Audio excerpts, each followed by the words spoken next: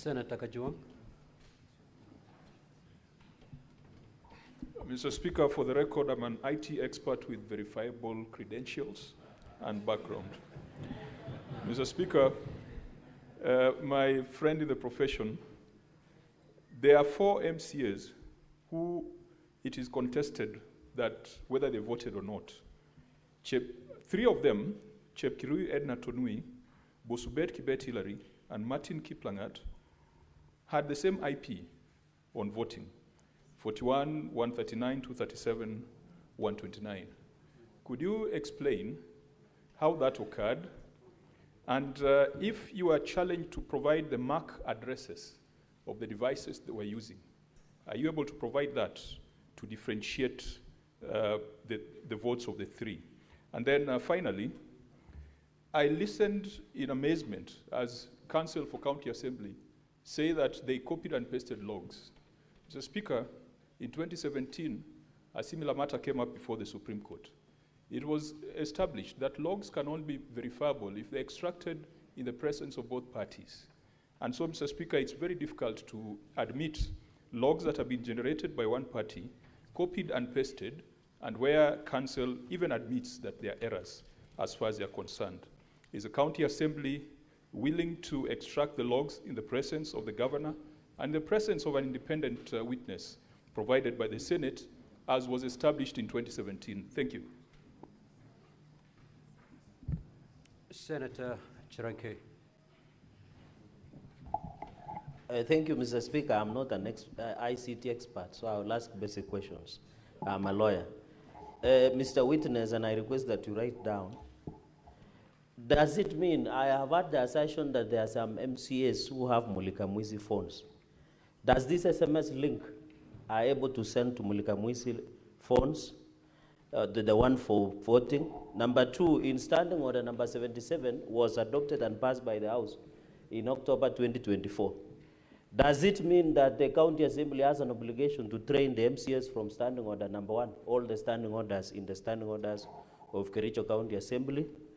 And finally, I have seen, just clarity, does it mean the IPPD and ID numbers that belong to MCAs through the Speaker, does it mean that those numbers are available to the public? Public meaning people who work outside. For example, does the governor and the county government, the county executive of Kericho are aware of the IPPD and ID numbers of the MCAs within the County Assembly?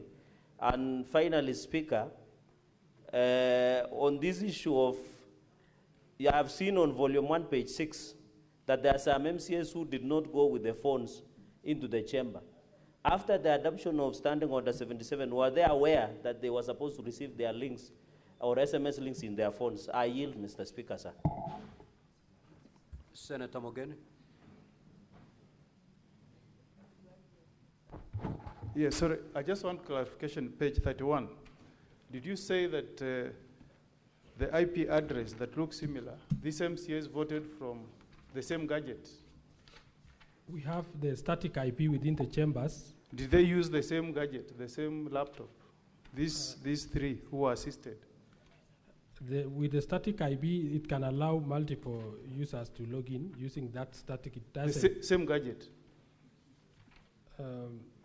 Maybe the person who was inside the chambers can confirm how they voted. Okay. If you were to assist one MCA, roughly how many minutes does it take?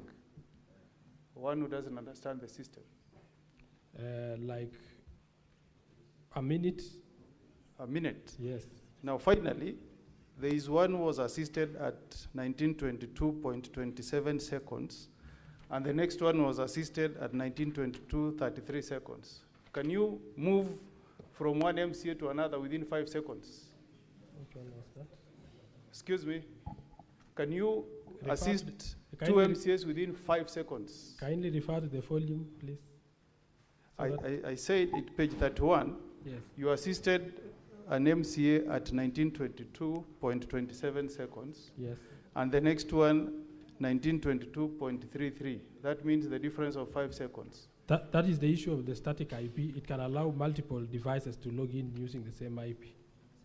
You know, I'm referring, the IP address is the same. Yes. The explanation is that the gadget was one. They were using the same gadgets, unless we are lost. That's the clarification I need from you. You need to convince me what happened. IP address is the same, and the time taken is 5 seconds. If you convince me, I'll be persuaded. I'm lost there. Do you get me? Yes, I do. Would you want to respond to it, or you respond later as you respond Later. to that? Oh, okay. That should be easy. The only clarification is The that Senator, the use of witness, static. Yes. Witness, Yes, Honorable Speaker. let me make it easier. The senator is referring to the assisted MCAs. If they're not assisted, then they can log in at the same time because they're not assisted. Yes. But these ones were being assisted. I So you believe assist one, Yes. you clear with one, then you go assist the other one. Now his concern is the efficiency that was deployed in that in assisting we those, had two ICT officers within the chambers. And we have the static IP. I think the issue came from the static IP that we are using in the chambers. Senator Boni. Thank you, Mr. Speaker. Mr. Alfred Korir, Yes. you have truly impressed me with your honesty when you're responding to the question raised by the two young lawyers from the governor's side. I would like you to uphold that standard. And the question is this. Cybersecurity expects the highest standards. The reason why end-to-end encryption is the standard, specifically to address what is disturbing us now, namely, to make it impossible for unauthorized persons to access the system. Yes. So given that you honestly accepted that your system is not foolproof, do you still want the Senate to use your evidence to remove the governor when it was porous? That's question number one. The last question, since you've said you're the expert, who asked you to advise the County Assembly of Kericho to use a system which you, the expert, knew was porous? Senator